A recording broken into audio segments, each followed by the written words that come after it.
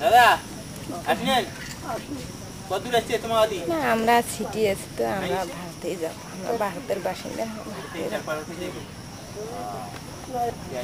যাবো এদিকে কিছুটা ছিনমহলে কিছুটা পাইনি। তারপর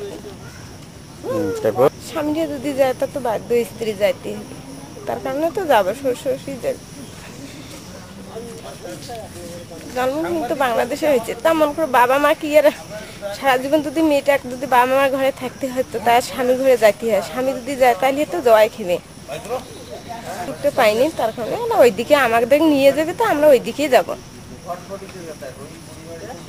আপনাকে কি চাপ টাপ করে দিচ্ছেন, কোনো কষ্ট না দিচ্ছেন? কেউ চাপ দেয়। আমরা স্বইচ্ছাশীল বলো একটু বলো।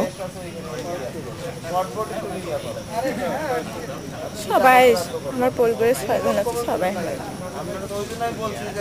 6 জন আছি, তা ওনারা সবাই দিবে তা আমিও যাব।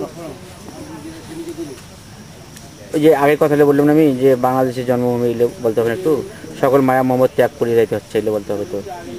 তা আমার বাংলাদেশের জন্মভূমি, আমার বাবা মা সবাইকে ত্যাগ করিয়ে যাইতে হবে।